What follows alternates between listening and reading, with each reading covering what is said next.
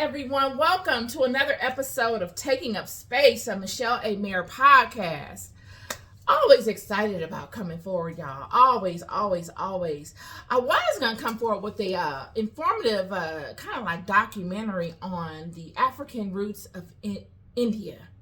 I'm still working on it. I want to fine tune it. I'm not real familiar with doing such things. I'm mostly familiar with just verbally expressing the things that I love and I find fascinating.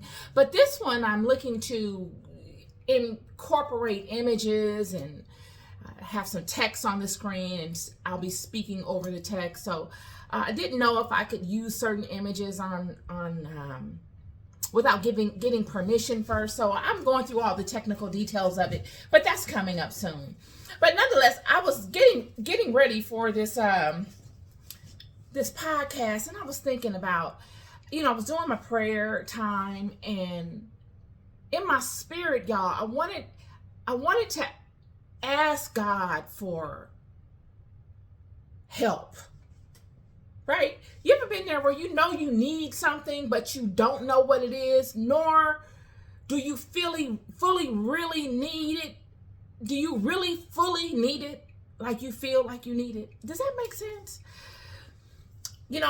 When I was thinking about this was this morning when I first woke up. And I was laying there in that still time, and I was thinking, you know what? I was in my still moment, and I said, God, I did my thank yous, and then I did my, searching myself for the right words to describe what I needed. And it occurred to me that I had found myself in a rhythmic space of need. Has anyone ever been there where you've been in a season of need so badly that now you're accustomed to that season and your only petition is that? Even if you're coming out of that season somewhat, or if you know that you're covered while in that season, the covering can be on you and you'll still feel the need to request such things because it's become rhythmic to you. That's where I was this morning. It occurred to me this morning that I was feeling rhythmic in my petitions to God. And it occurred to me when I was looking for the right words, because I go off feeling, y'all. I'm a feeling kind of girl. And I was looking for the right words to speak to myself and the God within me.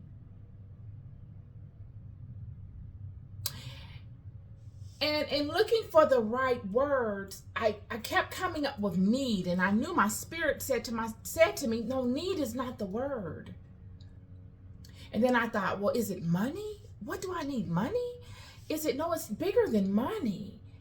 And then it just occurred to me that all of my needs are being met right now. All of them are being met right now. And it was the weirdest thing because I had this image in my mind of this thing, not a material item, but this thing. And it was the kindest, most gentlest, big, broad thing in front of me. And it was this overwhelming sense of peace. It was like, I don't know how to explain it, y'all, but I'm trying to convey it because I know someone out there may have experienced something like this. I get these scenarios throughout my life. They're normal for me. So I thought to myself, all of my needs are being met now. And I immediately went into a space of gratitude. Immediately, I began thanking God for all that God has done. And I began to immediately realize all of the love and attention and protection and all the things God has provided along the way. They became paramount in that moment. So there was no need and there was no want. And that's the basis of my conversation today. You know, a lot of times, like I said, we get in a place of repetition. We go in and out of struggles. We come in and out of frightening situations. We come in and out of confusing states. And we become rhythmic while in those spaces because the mind wants to find normalcy. Even if it's in chaos, as long as it can find some sort of rhythm, you can deal with it. But too much change at one time, you can't find a rhythm and it throws you off balance and you're just being tossed unless you know yourself. But the mind will always find a way to settle itself, whether it's in a chaotic situation or in a highly static place, well, a highly stable place. So it's fair to say that all environments the mind will find normalcy in if it's in it long enough. And that is those are negative environments as well, friend. You could be in a negative environment so long that it becomes normal to you. And you become a beggar. Even though you are a kingdom person, you will find yourself in a beggar space. You will. Even if it's just for a short period of time. Because usually kingdom people, when I say kingdom people, I mean people that know themselves, that have taken the time to really search themselves and pay attention to the different walks that they've had in life and how God moves in them and how spirit moves within them. Even those people find themselves defaulting down from that space in chaotic times. It's just how it's set up. It's the great work. It is the great work of this life to overcome that and to not default down from that regardless. But this world, this life is so vast. The things of this life are so vast that the mind can't experience all of the different seasons in one lifetime and master them. Even if we master the process of tapping in, of aligning quickly, some things will come upon you and they will take you out of that state. And it will take all of you to align back. That's the great work, or it has been for me. And in aligning back to that stasis, a lot of times it takes vessels in the form of people. A lot of times people you don't know. A lot of times the information comes in the form of hearsay. It could come in the form of something you see being impressed upon you, even in the media, on social media, in business relationships, in work environments, on postcards that you see in random places. God will move in any vessel. God will use any vessel to move, to get your attention, to engage you, to feed you something that will lead you back, to assist you in your realignment with your own self and the truth, most importantly, that is within you. And this is what happened to me this morning. It was the occurrence. It just occurred to me by way of something as simple as my morning reflection, my morning summarization of self. Because in the mornings, at times, I summarize myself. I search myself from head to toe and I ask myself things. Because there's many phases of myself. It's not just one me, it's many phases of me that I communicate with, that can tell me different things that other phases of myself won't even realize unless I tap in to that particular phase. And this morning I tapped in and I felt it. And it spoke to me the truth that I was ignoring all along. And that truth is that I'm here with you. You've never been alone. You just haven't paid attention. And a lot of times, friends, it's not that we don't pay attention on purpose. It's not as if we're lacking in any way and that we need to strengthen ourselves in those areas.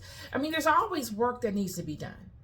But really, it is a learning curve. to say this new scenario that has come upon you needed you to see me in another way. And in you seeing me in another way, it took you out of alignment from the way you were when I first sent you into this season. And really the work has been in reestablishing this new information that I've given you through this season of experiences, and the processes and procedures and practices that it takes for you to walk back and getting back in alignment with me. All those little things along the way are vital to your learning and to your knowing. And a lot of times, friends, that is what the seasons are about. A lot of times, the people you come into contact with that you have the most friction with, they're in their same seasons just like you. You just don't realize it because you're all engulfed in this stuff, in the season of all this stuff. It's not really even about the thing that you are engulfed in the season of stuff for. It has nothing to do with it. The stuff could be anything. Stuff is just there to maintain the relationship, to be able to pull the emotion out of all of you involved, to allow you to learn God in another aspect, in another way. And in doing so, you learn more about yourself. Everybody gets something out of it. Everybody. It's what I've seen, and I just wanted to come on and convey that to you today. Because I know if I've seen it, I know many of you have seen it. I know for a fact there's many of you going through something just like this right now. You're going through a season of stuff that you feel very passionate about. But it's all there to teach you more about you. And in teaching you more about you, friend, you learn more about the God within you and the various aspects of yourself.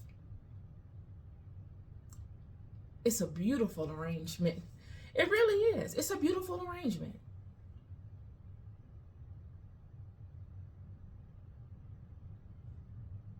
So it's fair to say that when in those seasons, there is no good or bad.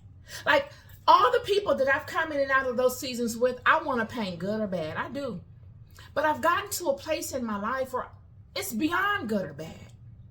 It's about learning yourself. If I take my eye off of me and I begin to focus my attention on the boulder that I envisioned in somebody else's eye, or the flaw that I feel like they're not overcoming, that's elongating this dance that I'm having with them, then I'm missing it.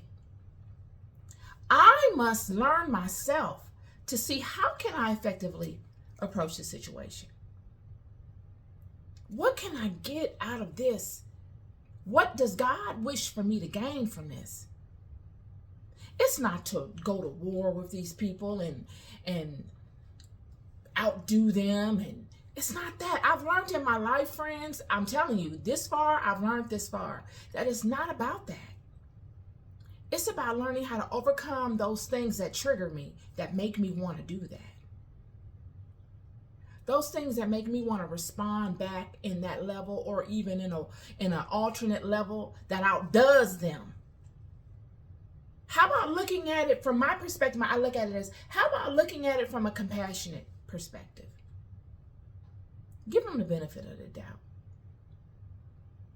Even though you're going to look weak, they're going to think you're weak. They're going to think you're weak. They're going to think you're stupid. And they're going to try to handle you in that way. And when I began to think of that, it creates a feeling in me that makes me want to combat, to defend.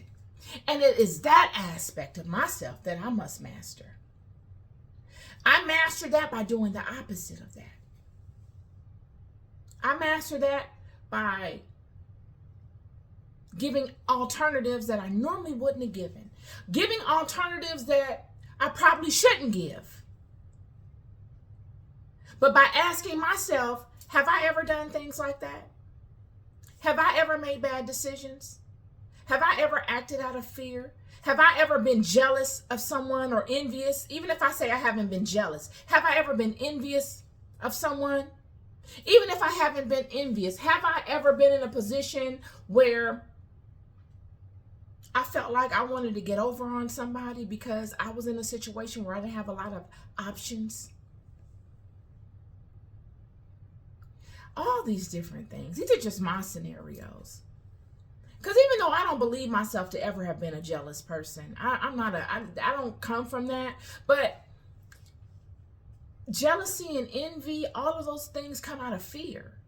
And I've been a fearful person. So regardless of if it wore a hat of jealousy or if it wore a hat of envy, I can relate to the feeling of inadequacy, the feeling of fear, which brings upon those different monsters. I might not have found myself embracing those particular monsters, but what other monsters have I embraced that are from the same family? This is my podcast for y'all today. Just looking to offer you something outside of go get 'em, tiger.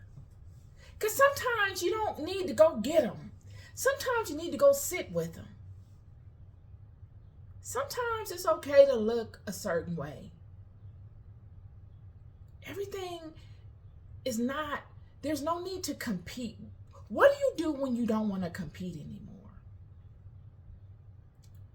How does that look? What do you do when you get to a place where you've accumulated enough experience in life that you find all of those other things, competing, one-upping, having the last word, outdoing, outsmarting, all of that it doesn't fascinate you, doesn't drive you, it doesn't turn you on. What do you do when you get to that place?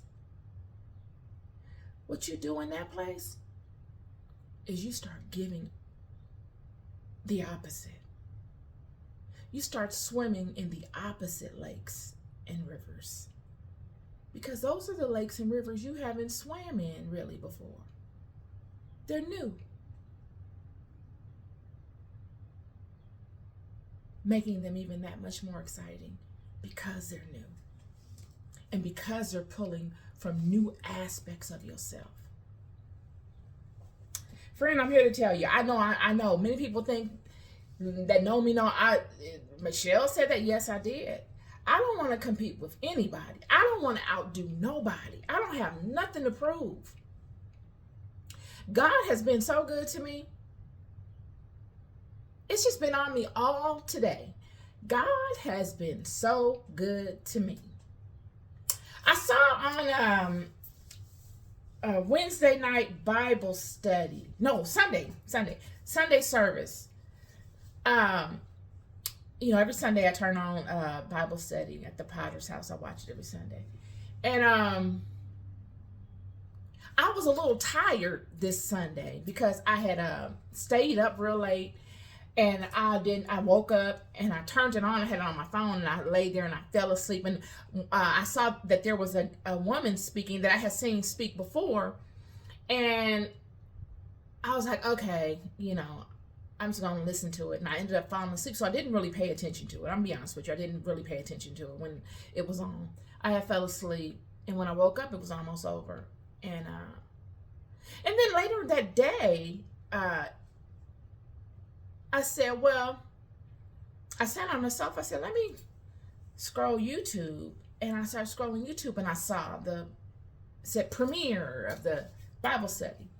And I tapped it. And I said, well, let me watch it again. And I watched it. And what I assumed would not be that great. I don't know why I assumed that. was phenomenal. You talk about something wrapped up in a package that I did not think that I would get much from. Not because of the look, but I just didn't expect it to be what it was.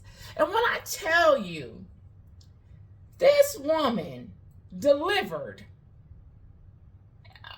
one of the best. I mean, it was good. It wasn't good because of the theatrics, and it wasn't good because of her voice or because of what she had on or her nothing, none of the aesthetics. Friend, it was good because of her experience. And not just her experience. It was good because of the wisdom she took from her experiences and used in such a simple few chapters of the Bible. It was great. I was sitting here on the sofa and I said, "You better go, Mama," during the Bible study. I'm sitting here cheering her on because I knew the story and I had not heard it in that perspective. She knew that. And she wasn't trying to sell it. She was teaching it.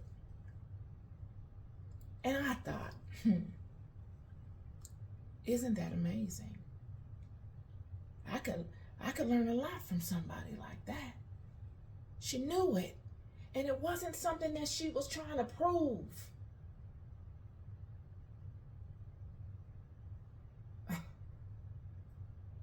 And ever since then, it's been on my spirit.